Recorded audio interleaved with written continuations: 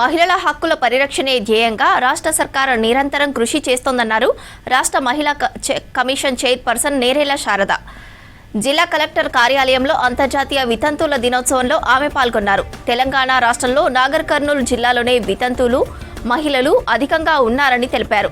వితంతు మహిళలకు అన్ని ప్రభుత్వ సంక్షేమ పథకాల్లోనూ 5% రిజర్వేషన్ కల్పించాలని రాష్ట్ర ప్రభుత్వానికి ప్రతిపాదనలు అందజేస్తామన్నారు. కార్యక్రమంలో కలెక్టర్ బదావత్ సంతోష్, ఉన్నతాధికారులు, జిల్లాలోని వితంతువులు పాల్గొన్నారు.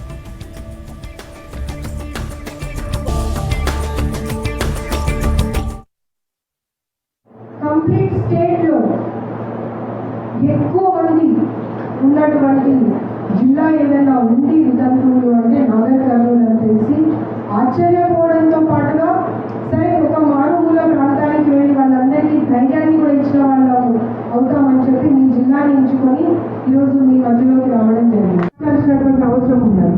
18 సంవత్సరాల అమ్మాయి కానివ్వండి, 25 సంవత్సరాల అమ్మాయి కానివ్వండి, 40-50 సంవత్సరాల ఆవిడ కానివ్వండి, ఒకవేళ నిజంగా తనకు పిల్లలను పోషించడానికి లేదా తన జీవితానికి ఒక తోడు ఉండాలి, ఒక జీవిత భాగస్వామి ఉండాలి అంటే ఒకవేళ నిజంగా పెద్ద మనసుతో ముందుకు వచ్చి ఎవరైనా ఆదరిస్తాను అంటే ఆ ఆదరణ కోసము అందరం తోడు ఉండి వెన్నంటే ఉండి ఎస్ నువ్వు ఆ కొత్త జీవితంలోకి వెళ్ళు, నేనున్నావు నీకోసం అని నిలబడే బాధ్యత సోదరి మనలందరూ తీసుకోవాల్సినటువంటి అవసరం ఉన్నది.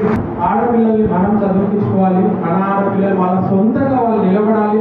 రేపు ఎటువంటి పరిస్థితి వచ్చినా, ఇదే కాదు ఇంకా ఎటువంటి వేరే ఇబ్బందుల పరిస్థితి వచ్చినా తను అక్కడి నుంచి ఎట్లా బయటపడాలని ఒక మానసిక స్థైర్యాన్ని మనం అందరూ వాళ్ళలో పెంపొందించాలి. కానీ వాళ్ళందరూ కూడా చదువుకునేటట్టు, లేకపోతే వాళ్ళ కాళ్ళ మీద వాళ్ళు నిలబడేటట్టు మనం ఫస్ట్ నుంచే, చిన్నప్పటి నుంచే, ఇప్పుడు మీ అందరికీ కూడా ఆడపిల్లలు ఉంటారు కాబట్టి నేను మరీ చెప్తున్నాను.